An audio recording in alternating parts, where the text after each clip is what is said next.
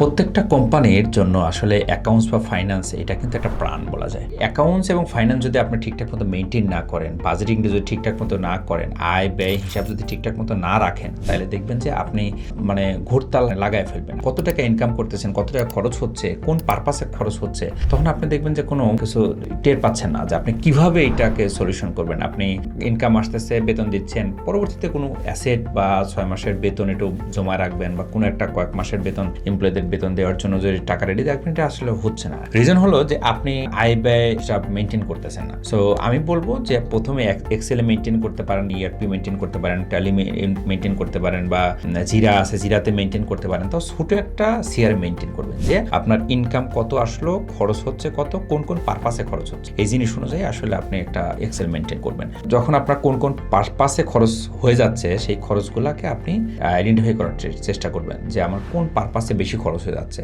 এবং কেন বেশি খরচ হয়ে যাচ্ছে, তখন আপনি আইডেন্টিফাই করতে পারবেন। যদি আপনার কোনো টিমে খরচ বেশি হয়ে যাচ্ছে, বা ফুডে খরচ বেশি হয়ে যাচ্ছে, বা অফিস খরচ বেশি হয়ে যাচ্ছে, অথবা দেখবেন যে স্ন্যাক্স থেকে শুরু করে এভরিথিং, ট্যুরস বা কনভেন্স বা ফোন বিল, কোন একটা পারপাসে আপনার খরচ বেশি হয়ে যাচ্ছে, তখন কিন্তু আপনি কস্ট মিনিমাইজ করতে পারবেন যে হ্যাঁ, আমার এই জায়গায় খরচ বেশি হয়ে যাচ্ছে, তো এটা কমানো দরকার। তখন এই বিষয়গুলোকে দেখবেন যে আপনার ইনকাম এবং এক্সপেন্স যদি আপনার মাথায় থাকে, তখন এখানে আপনি ইনকামটা ফলো করতে পারবেন এবং দেখতে পারবেন ভালো কিছু আসবে। এটা মেনটেন করার জন্য ফাউন্ডার শেপার ছোট্ট একটা অ্যাকাউন্টস এন্ড এইচআর এর কম্বো নিয়ে আসছে, যেটাতে হচ্ছে foundershepard.kit। এখানে আপনি শুধু অ্যাকাউন্টস এবং ফাইন্যান্সের আয় ব্যয় এবং পার্টিকুলার খরচগুলো আসবে, এবং এইচআর এর শুধু অ্যাটেন্ডেন্স, লিভ, এমপ্লয়ি ড্যাশবোর্ড, একদম বেসিক জিনিসগুলো, এগুলো আপনি নিতে পারবেন। অনেক বড় সফটওয়্যার না, অনেক বড় সলিউশন আপনাকে দেবে না, বাট এটা একদম ফ্রি, আপনারা ইউজ করে দেখতে পারেন। দেখলে দেখবেন যে আপনার অ্যাটলিস্ট কোম্পানির জন্য এটাই এনাফ।